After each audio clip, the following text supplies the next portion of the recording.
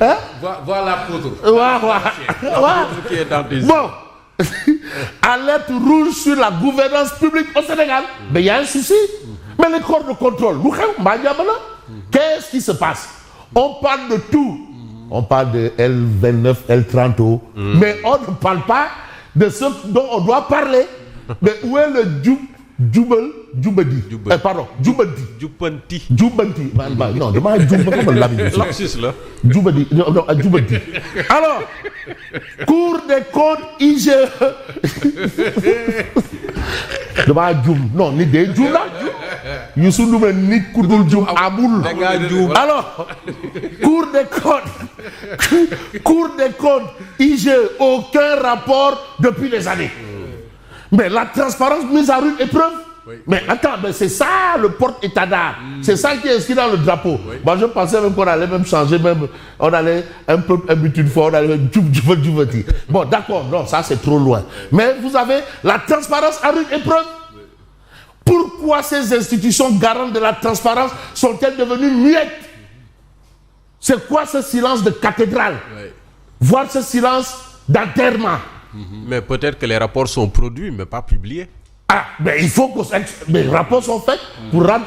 Mais le président, Diomaye, avait ordonné la publication des rapports de la Cour des comptes de l'IGE et l'OFNAC couvrant la période 2019-2023. Et on est en 2026. Wow. En tout cas, les dispositions communautaires, notamment celles liées à l'UEMOA, sont très claires. Il faut la publicité. Publicité. Les rapports ne sont pas faits pour être rangés dans les tiroirs. Mais non, ils ont dit que le coup de là, on n'en veut plus. Djoubel. Lan. Djoubel. Voilà. Donc voilà. Vous avez bien entendu Babacar Ba du Forum du Justiciable. Aujourd'hui, qui est le porte-étendard de la transparence, de la bonne gouvernance. Vraiment, il se bat, il se démène comme un beau diable pour que n'alère, pas n'ailère, n'alère. Alors, la non-publication constitue une violation manifeste de la loi et affaiblit l'autorité des corps de contrôle. Ça, c'est clair. Parce que quand même, les corps de contrôle, mais ce sont des institutions de la République. République. Attention, on reste avec Tribune. Immixtion de l'exécutif dans les dossiers judiciaires. Et Tribune quotidien évoque un fait. Un fait. Sonko, prisonnier de sa promesse sur l'inéligibilité de Farba Ngom. Ah, on se souvient, dans le Bosséa, il avait dit que ce monsieur-là, à partir de telle période, il parlera de tout sauf d'élection. Maintenant, la justice n'a pas fait du ponce-pilatisme. N'a pas fait du ponce-pilatisme. La justice dit, mais... Est-ce qu'à promesse, il ne fallait pas ajouter électoral? Ah Sonko prisonnier de sa promesse électorale sur l'inéligibilité de Farba Ngom. Donc il y a un souci. Donc c'est lui qui a peut-être des soucis à se faire. Et lui seul, en tout cas la justice n'en a pas. Et il n'y a que lui seul qui en a. Voilà. La justice a libéré. Bien sûr. La justice a libéré. Voilà. Alors, acte contre nature par tous de Gondjigue, 18 personnes, dont 2 enseignants, un fils de marabout arrêté. 3 d'entre eux ont le sida. Les fuyards activement recherchés. Finalement, Mamatargué. Mamatargué. Le commissaire le commandant de Gorbassar et le procureur. Monsieur le Président, il faut les décorer. Ils méritent décoration. Il faut les décorer, Monsieur le Président. Alors, secrétaire général de l'Organisation des Nations Unies, un comité citoyen se mobilise pour soutenir la candidature, bien entendu, de Macky Sall. Mais on va évoquer l'évidence quotidienne. Kaolack face à son destin, mais le grand tournant du 25 avril. Et c'est Baïsis qui sera à l'honneur, qui va proposer aux Kaolackois ce qu'ils pensent du développement. Parce qu'il faut que nous parlions développement politique, parce qu'il y a des gens qui utilisent les communes comme marchepied, comme marchepied. Non, maintenant on va parler développement. Et voilà pourquoi on a Baïsis Ndekete, c'est le tourneur de Cheikh Al-Islam Baye. Voilà. Donc, machallah. Donc, on charge les grands travaux de Medina Baye. Ah, mais qui règle les travaux de Medina Baye? Peut régler les problèmes de Kaolack? Il y a le... Voilà. Alors, on reste avec l'évidence quotidienne. Moustapha Ndiaye, Rial Hachem, Mohamed Dieng, Mansour Faye, non-lieu. Mais c'est une interrogation. Mais les dossiers Covid, mais finalement, c'est des coquilles vides. Mais il y a quoi? Finalement, donc, ça fait, il y avait plus de bruit qu'autre chose. Mais comme l'argent aussi n'aime pas le bruit, donc peut-être qu'on allait arriver à cette situation. Mais situation oblige gouvernance et produits locaux, les défis d'un tourisme durable au Sénégal. Les gens commencent à réfléchir et à proposer des solutions pour solutions. Vous avez Walf Quotidien, diplomatie sénégalaise. Les grands axes, bien entendu, de Diomaye. Les grands axes de Diomaye, diplomatie sénégalaise. Je ne sais pas pourquoi Walf a illustré l'image avec Donald Trump. Diomaye et Trump.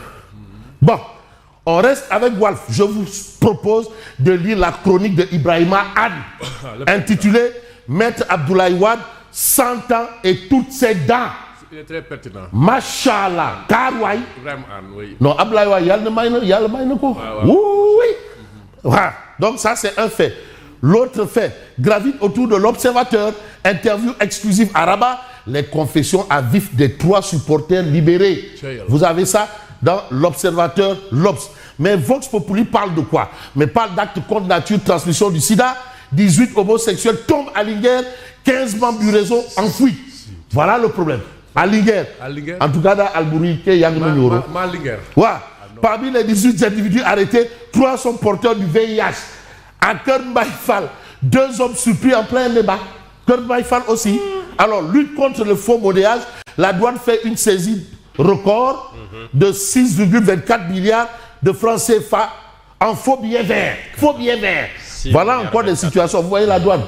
Voilà. 6,024 milliards. Voilà un peu un fait. L'autre fait, candidature de Macky à l'ONU. Des forces citoyennes africaines amplifient leur soutien à partir de Dakar. Ça, c'est l'information de Vox Populi. Mais vous avez Antigone Diop qui dit, au-delà de ce cadre national, c'est toute l'Afrique qui s'exprime aujourd'hui dans sa diversité et dans son aspiration légitime. Donc, légitime est la réaction de Serigne Mbacké Ndiaye, le diable de l'avocat. Là, c'était un titre du quotidien, Le Quotidien. Quand Serigne Mbacké Ndiaye accusait un opposant, un candidat à la présidentielle de 2012, d'avoir recruté des gens. Et le quotidien, au lieu de dire l'avocat du diable, le diable de l'avocat.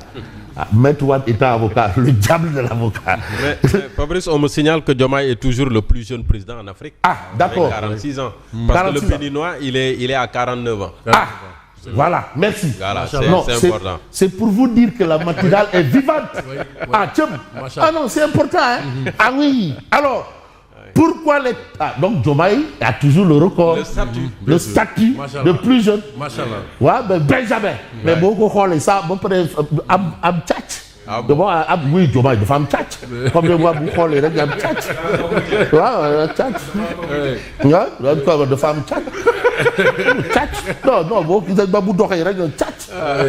Bah, après, et puis, de faire du boulot là. Alors. Sacré Fabrice. Mais c'est vrai que... Ah, c'est vrai ou c'est pas vrai? C'est vrai. Ah, waouh. Ah, Banque, article 80, oui. Alors, pourquoi les tenants du pouvoir devraient être les premiers à soutenir Macky Sall? Ça, c'est ce que soutient Serigne Mbacké Ndiaye. On va évoluer et j'ai envie d'évoquer un point. Le point actu. Audience du PDS au palais, une rencontre, 1001 contradictions. Ah bon. Alors, le chef de l'État va honorer Wade, mais son silence sur la candidature de Macky Sall à l'ONU pose problème. Il est très pertinent. Voilà. Le ministre de la Culture, Amadou Ba, n'était pas à la surprise générale à l'audience. L'ancien ministre de la Culture, sous Wade, Amadou Tidiane Wade, conseiller du chef de l'État, était lui bien à l'audience. Alors, Macky Sall avait célébré à la fois Abdou Diouf, parrain du CICAD, et Abdoulaye Wade, celui du stade de Diamniadio. Monsieur le Président, et il faut rappeler qu'il y a quelqu'un qui avait inscrit le nom de Wade sur la liste des anciens présidents qu'il fallait fusiller. Ah. Réforme du code électoral au Sénégal. Moundiaye Cissé prévient une réforme sans concertation divise. C'est vrai, ça c'est vrai. Attention. Un homme averti en vaut. Et c'est Moundiaye Cissé qui est vigie de la démocratie, hein, qui est quand même apôtre de la loi électorale, du respect de la loi électorale.